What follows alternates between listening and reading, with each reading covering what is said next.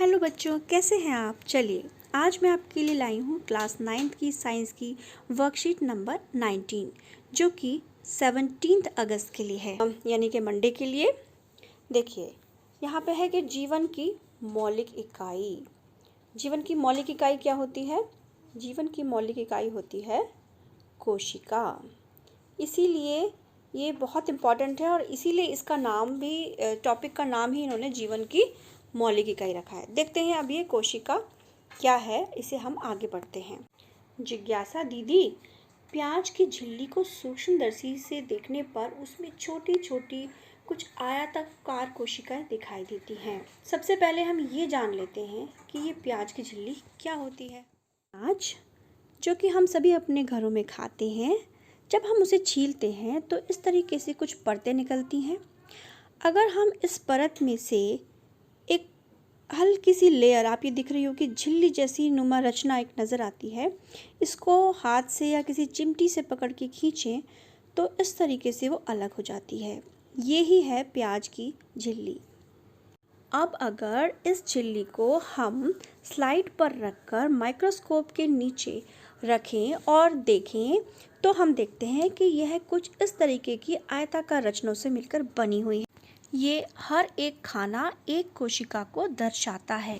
हम देख सकते हैं कि प्याज की झिल्ली कितनी सारी कोशिकाओं की बनी हुई है। चलिए अब वो ये भी जानना चाहता है कि क्या सभी जीव इसी प्रकार की कोशिकाओं के बने हुए होते हैं या उनमें कुछ अंतर होता है। जिज्ञासा बताती है कि ज्ञान सभी जीव छोटी छोटी संरचनाओं के बने होते हैं और इन्हीं संरचनाओं को हम कोशिका कहते हैं। कोशिका जीवन की मूलभूत क्रियात्मक एवं संरचनात्मक इकाई होती है, क्योंकि जीवों में सभी कार्य और संरचना कोशिका ही प्रदान करती है। यानी कि ये एक सबसे छोटी इकाई है। इकाई मतलब कि सपोज़ हम कहते हैं कि एक दीवार किससे बनी होती है?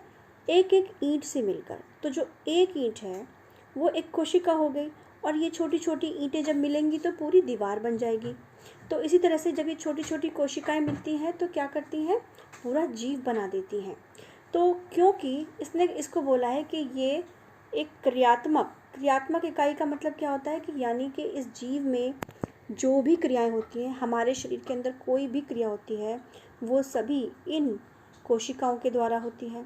और संरचनात्मक क्या होता है? संरचनात्मक का हमने अभी अर्थ बताया था कि हमारी जो संरचना है, यानी हमारी जो पूरी बनावट है, हम किसके बने हुए हैं? हम इन कोशिकाओं के ही बने हुए होते हैं। तो इसीलिए हम इसको ये बोलते हैं कि ये हमारे जीवन की मूलभूत इकाई है, मूलभूत क्रियात्मक और संरचनात्मक इकाई होती है। इन्हीं कोशिकाओं के आधार पर हम जीवों को दो प्रकार के मान सकते हैं। पहले होते हैं एक कोशिकीय जीव और दूसरे होते हैं बहुकोशिकीय। अब इनमें क्या अंतर होता है? एक कोशिकीय जीव वो होते हैं जो कि केवल एक ही कोशिका के बने हुए होते हैं, ठीक है, जैसे कि अमीबा, बैक्टीरिया, पैरामीशियम। और बहुकोशिकीय जीव वो होते हैं जो कि अनेक कोशिकाएं, यानी कि एक से ज़्यादा कोशिकाओं के बने होते हैं, जैसे कि पेड़ पौधे भी हो गए, इनमें जंतु भी हो सकते हैं, कुछ कवक भी हो सकते हैं। चलिए इसे हम एक वीडियो के द्वारा समझते हैं। जीव जो कि दो तरह के होते हैं, एक कोशिकीय जीव और बहुकोशिकीय जीव। एक कोशिकीय जीवों के उदाहरण में हम पैरामीशियम, अमीबा और बैक्टीरिया को ले सकते हैं क्योंकि ये एक कोशिका के बने होते हैं, जबकि बहुकोशिकीय जीवों में छोटे कीड़े, मनुष्य का शरीर और हम वृक्षों को भी ले सकते हैं। ये पेड़ पौधे और हम सभी बहुत सारी कोशिकाओं के बने होते हैं। देखिए ये सारी कोशिकाएं मिलकर क्या बनाती हैं? ऊतक बनाती हैं। ऊतक आगे मिलकर अंग और अंग मिलकर के अंग तंत्र बनाते हैं। इसे हम कुछ इस प्रकार भी समझ सकते हैं। कोशिकाओं का समूह मिलकर बनाता है ऊतक, ऊतकों का समूह मिलकर बनाता है अंग जैसे हृदय, और ये अंगों का समूह मिलकर बनाता है पूरा एक अंग तंत्र। अब देखिए ज्ञान आगे जानना चाहता है कि सभी कोशिकाएं क्या एक जैसी होती हैं? तो जिज्ञासा बताती है कि नहीं, ज्ञान संरचना के आधार पर कोशिकाएं दो तरह की होती हैं। पहला प्रोकैरियोटिक कोशिकाएं और दूसरा यूकैरियोटिक कोशिकाएं। अब हम प्रोकैरियोटिक कोशिकाएं और यूकैरियोटिक कोशिकाओं में अंतर को समझ लेते हैं। जो प्रोकैरियोटिक कोशिकाएं होती हैं उनका आकार काफ़ी छोटा यानी कि 1 से लेके 10 माइक्रोमीटर तक होता है। माइक्रोमीटर एक बहुत छोटी चीज़ों को नापने की यूनिट है या इकाई है। इसके अलावा अगर हम देखें जो यूकैरियोटिक कोशिकाएं हैं उनका आकार हम देखें तो वो प्रोकैरियोटिक के मुकाबले बड़ी होती हैं, जो कि 5 से लेके 100 माइक्रोमीटर तक बड़ी हो सकती हैं। इसके बाद हम अगर इनके केंद्रक यानी न्यूक्लियस की बात करें तो ये स्पष्ट नहीं होता। चलिए, तो पहला ये हो गया कि ये स्पष्ट केंद्रक इसमें नहीं पाया जाता, अनुपस्थित होता है। और यूकैरियोट में जो केंद्रक है वो उपस्थित होता है और एकदम स्पष्ट रूप से दिखाई देता है।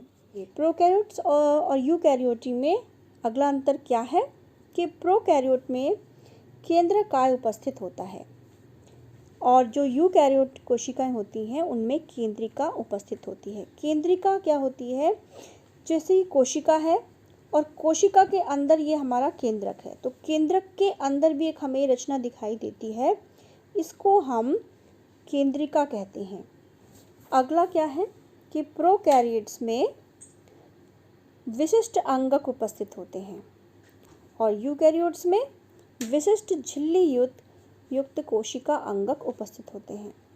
देखिए, जो कोशिका होती है, अभी मैं आपको चित्र भी दिखाऊंगी बाद में, उसमें ये हमने न्यूक्लियस की बात की थी, ये केंद्रक की और उसके बाद उसके अंदर जो था वो क्या था?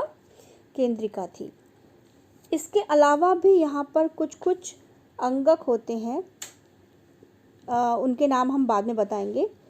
तो ये खास जो अंगक होते हैं उनके आसपास उनको घेरे हुए भी झिल्ली पाई जाती है, जबकि प्रोकैरियोटिक जो सेल्स होती हैं या कोशिकाएं जिनको हम कह सकते हैं उनमें इस तरीके के विशिष्ट यानी खास अंगक ही नहीं होते, तो झिल्ली की तो कोई बात ही नहीं रही। उसके बाद अगला क्वेश्चन है, अगला अंतर है इसमें कि सिर्फ इसमें एक ही क्रोमोसोम होता है, जबकि जो हम यूकैरियोटिक कोशिकाओं में देखें तो एक से ज़्यादा क्रोमोसोम्स होते हैं। ये क्रोमोसोम्स क्या हैं? क्रोमोसोम धागे नुमा वो रचनाएं होती हैं जो कि केंद्रक के अंदर पाई जाती हैं और वो ही एक पीढ़ी से दूसरी पीढ़ी में गुण लेकर के जाती हैं। सपोज़ कि किसी के पेरेंट्स की आँखों का रंग काला है तो हम देखते हैं कि जो उनके संतान होती है या बच्चे होते हैं उनकी आँखों का रंग भी काला होता है। तो ये क्या हो गए? विशिष्ट गुण हो गए, खास गुण, आँखों का रंग, बालों का रंग, त्वचा का रंग। ठीक है, तो इनको एक पीढ़ी से दूसरी पीढ़ी में ले जाने वाले क्रोमोसोम होते हैं। तो जो प्रोकैरियोटिक कोशिकाएं हैं, पुरानी कोशिकाएं जिनको भी हम बोल सकते हैं, उनमें खाली एक ही क्रोमोसोम पाया जाता है, जबकि जो हमारे यूकैरियोटिक कोशिकाएं होती हैं उसमें एक से बहुत भी ज़्यादा वो डिपेंड करता है अलग अलग जीवों में या पौधों में, तो एक से ज़्यादा क्रोमोसोम्स होते हैं। अब अगर हम इनके उदाहरणों की बात करें तो प्रोकैरियोटिक में जो उदाहरण हैं उसमें हम बैक्टीरिया को ले सकते हैं। बैक्टीरिया जो कि सिर्फ एक ही कोशिका की बनी हुई होती है, और जो यूकैरियोट्स हैं उसमें हम पादप यानी कि पौधे, जंतु और कवक इनको ले सकते हैं। अब कोशिकाओं के बारे में कुछ और भी जानकारी जो यहाँ दी हुई है उसे भी हम जान लेते हैं। कोशिका का सबसे पहले पता रॉबर्ट हुक ने लगाया था। रॉबर्ट हुक एक साइंटिस्ट थे जिन्होंने कॉर्क की कोशिका को देखा था सबसे पहले माइक्रोस्कोप में, और उन्होंने ही बताया था कि जो जीव जंतु, पेड़ पौधे हैं वो सभी छोटी छोटी कुछ संरचनाओं के बने होते हैं जिन्हें कि कोशिका कहते हैं। तो ये रॉबर्ट हुक के ऊपर क्वेश्चन ज़रूर आता है कि कोशिका का सबसे पहले पता किसने लगाया। ठीक है, तो वो है रॉबर्ट हुक। सेकंड है ल्यूवेनहॉक। तो ल्यूवेनहॉक भी एक साइंटिस्ट थे जिन्होंने सबसे पहले जीवित कोशिका का पता लगाया। देखिए, अब दोनों में अंतर क्या है कि रॉबर्ट हुक ने जो कोशिका देखी थी वो डेड थी, यानी कि जीवित नहीं थी। लेकिन जो ल्यूवेनहॉक ने देखी थी वो एक जीवित कोशिका को सबसे पहले देखा और उसके बारे में जानकारी दी। थर्ड है कोशिका सिद्धांत। कोशिका सिद्धांत भी बहुत इम्पॉर्टेंट है।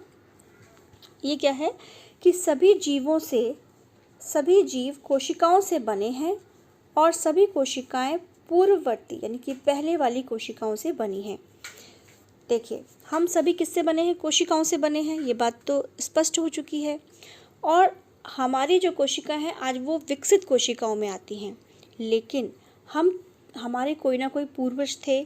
सबसे पहले कौन जो भी था इस धरती पे, जो भी आया होगा, तो वो जिनसे बना था वो पुरानी सेल्स यानी कि बहुत पहले वाली सेल्स कहलाती हैं, जिन्हें अभी हमने जो ऊपर पढ़ा कि उन्हें प्रोकैरियोट के नाम से भी जानते हैं। तो ये एक सिद्धांत बन गया कि जो यूकैरियोट सेल्स हैं वो प्रोकैरियोट सेल्स से ही बनी हैं। तो हम इसको कह सकते हैं कि जीव कोशिकाओं से बने हैं और सभी कोशिकाएं पूर्ववर्ती यानी कि पहले वाली कोशिकाओं से बनी हुई हैं। देखिए, यहाँ पर एक चित्र दिया गया है जो कि सूक्ष्मदर्शी का है। सूक्ष्मदर्शी वह यंत्र होता है जिसकी मदद से हम सूक्ष्म जीवों को या बहुत बहुत छोटी कोशिकाओं को बड़ा करके देख सकते हैं। जैसे कि यहाँ पर हम कोई कोशिका हम देखना चाहते हैं कि उसकी संरचना कैसी है, तो यहाँ पर एक स्लाइड पर हम रख कर उसको देख सकते हैं। ये हमारा देखने का स्थान, यहाँ पे जो आई पीस होता है वो यहाँ होता है। इसके बारे में और अधिक जानकारी हम बड़ी क्लासेस में जानेंगे। चलिए अब इसके कुछ प्रश्न उत्तर भी डिस्कस कर लेते हैं। पहला प्रश्न है, कोशिका की परिभाषा लिखो। देखिए, कोशिका की परिभाषा जैसा कि हमने सबसे ऊपर पढ़ा था कि कोशिका क्या होती है। कोशिका जीवन की मूलभूत क्रियात्मक और रचनात्मक इकाई है, यही इसकी परिभाषा होगी। इसका दूसरा प्रश्न है कि प्रोकैरियोटी और यूकैरियोटी कोशिकाओं में क्या अंतर होता है, उसे स्पष्ट कीजिए। ये अभी हमने बहुत अच्छे से एक एक अंतर को डिस्कस किया था। आप ऊपर देख सकते हैं, ये जितने भी अंतर दिए गए हैं प्रोकैरियोटिक कोशिका और यूकैरियोटी कोशिका के हैं, तो आप इनको लिख सकते हैं, ये सारे अंतर। इसके बाद तीसरा प्रश्न है कि सबसे पहले कोशिका की खोज किसने की। देखिए, इसके लिए अभी हमने बताया था कि कोशिका का सबसे पहले पता रॉबर्ट हुक ने लगाया, तो इसका आंसर होगा रॉबर्ट हुक। चौथा और लास्ट क्वेश्चन है कि एक कोशिका और बहुकोशिकीय जीवों के कुछ उदाहरण देने हैं और उसकी व्याख्या भी करनी है, यानी उसे समझाना भी है। तो हमने अभी बताया था कि एक कोशिकीय जो जीव होते हैं वो, उसके लिए हम उदाहरण ले सकते हैं बैक्टीरिया का, और व्याख्या में हम लिख सकते हैं कि ये केवल एक ही कोशिका के बने होते हैं। और बहुकोशिकीय जीवों में आप उदाहरण ले सकते हो कुछ किसी भी पेड़ पौधे का या कोई जंतु, चाहे वो इंसान है, कोई जानवर है, और उसके बारे में हम बता सकते हैं कि ये दो या दो से ज़्यादा कोशिकाओं के बने हुए होते हैं।